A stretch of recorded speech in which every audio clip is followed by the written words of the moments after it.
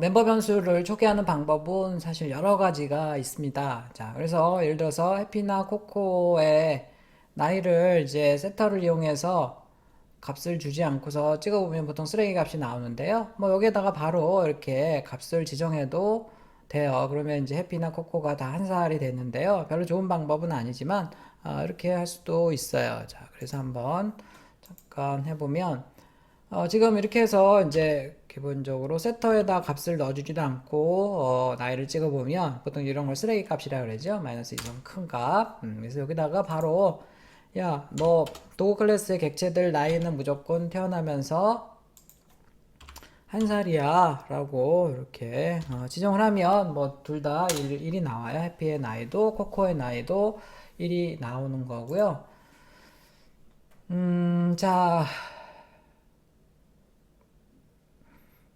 자, 그런 건데, 여기서 이제, 자, 그리고, 우리가 이제 도구 클래스의 생성자가 지금 없는 것 같아요. 생성자는 사실은 이렇게 클래스 이름과 똑같은 이름의 함수인데요. 이런 생성자, 아무것도 하지 않는 생성자를 사실은 자동적으로 만들어줍니다. 얘를 이제 implicitly generated constructor라고 얘기해요. 우리 프로그래밍 언어에서 implicit, explicit, ex, im 이렇게 implicit, explicit 뭐 이런 얘기들이 굉장히 많이 나올 거예요. 뭐 언어마다 자바, C#, C++ 다 이런 말들이 나오는데 프로그래밍 언어에서 일반적으로 implicit라는 건 우리말로 하면 묵시적이라는 건데 내가 특별히 하지 않아도 뭔가 자동적으로 내가 만들지 않아도 만들어지는 거다.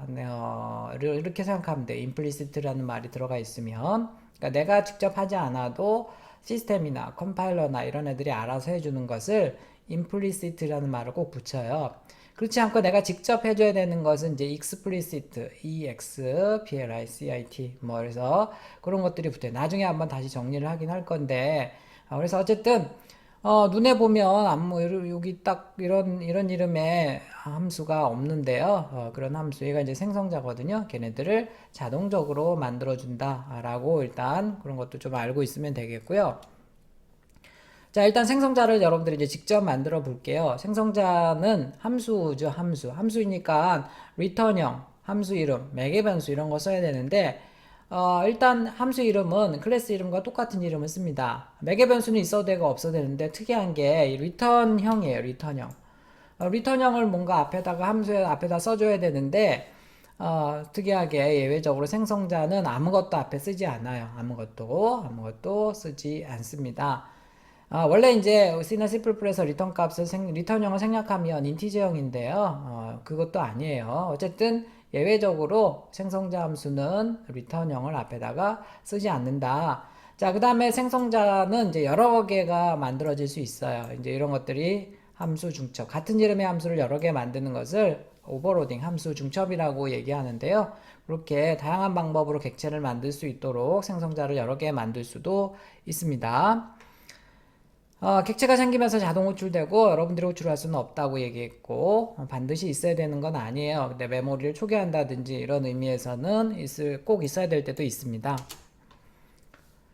자, 아까는 무조건 이제 한 살로 했었는데 그게 아니고 이렇게 직접 내가 만들어서 아까는 자동적으로 만들어지는 이 생성자는 아무런 기능이 없습니다. 아무런 기능이 없어요. 그런데 내가 만든 이 생성자는 나이를 한 살로 초기하고 있네요. 자, 생성자가 언제 호출이 된다 그랬어요?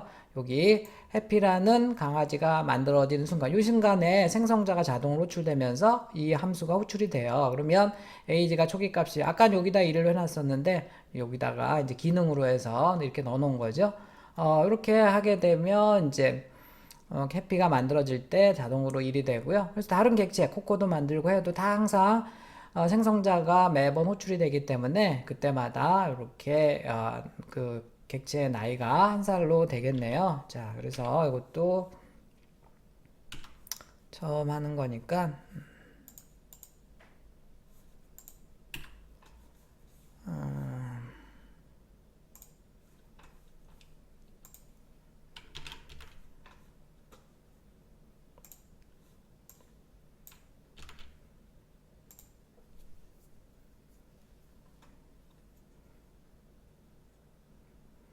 자, 처음에 이제 이렇게 하게 되면 해피 객체가 에이지가 아직은 이제 만들어졌지만 초기화가 안 되어 있고요. 이제 생성자를 호출하게 되면 해피의 나이가 1살로 바뀔 거예요.